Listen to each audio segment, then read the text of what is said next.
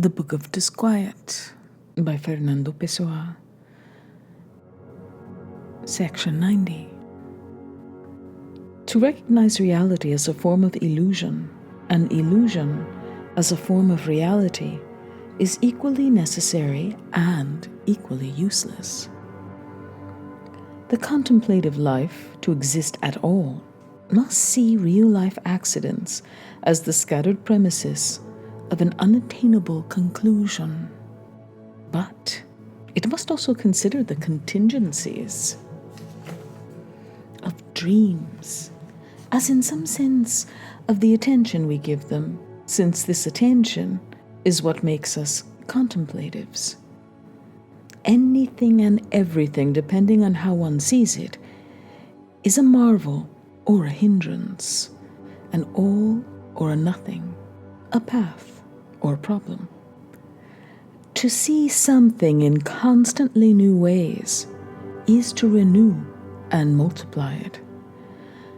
That is why the contemplative person, without ever leaving his village, will nevertheless have the whole universe at his disposal.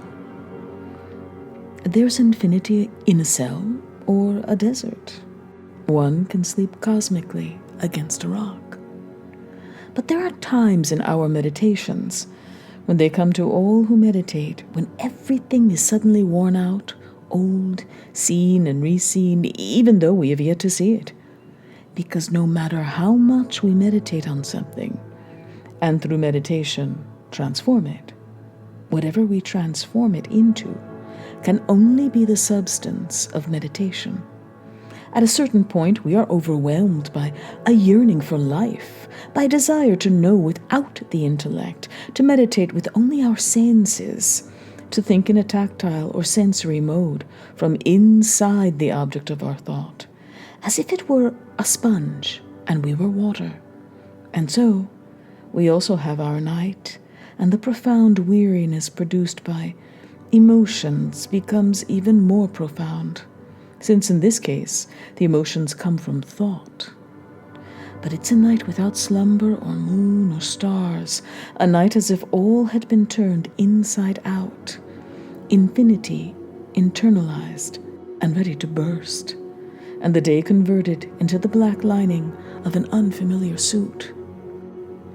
Yes, it's always better to be the human slug that loves what it doesn't know, the leech that's unaware of how repugnant it is, to ignore so as to live, to feel in order to forget.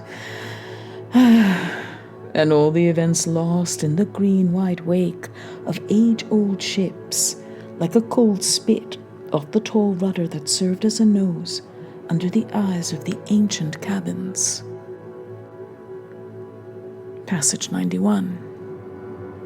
A glimpse of open country above a stone wall on the outskirts of town is more liberating for me than an entire journey would be for someone else. Every point of view is the apex of an inverted pyramid, whose base is indeterminate. There was a time when I was irritated by certain things that today make me smile.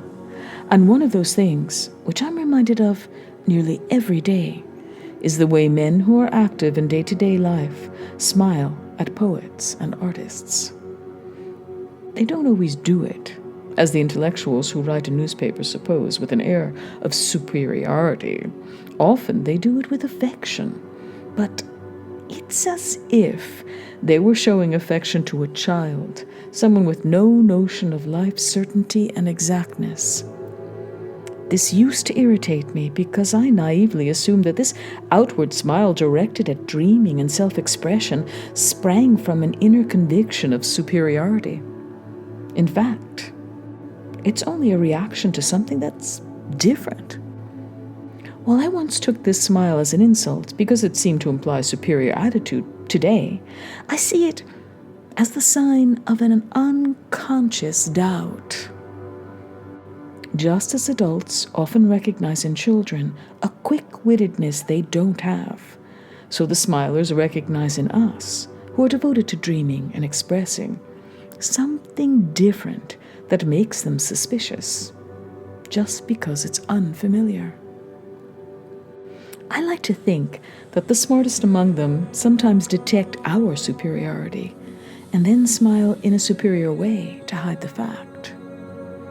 But our superiority is not the kind that many dreamers have imagined we have.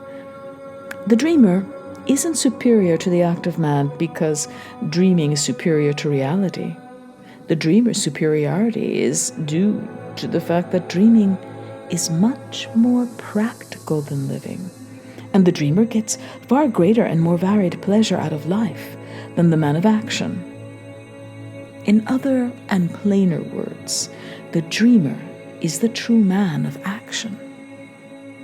Life being fundamentally a mental state, and all that we do or think valid to the extent we consider it valid, the valuation depends on us. The dreamer is an issuer of banknotes, and the notes he issues circulate in the city of his mind, just like real notes in the world outside.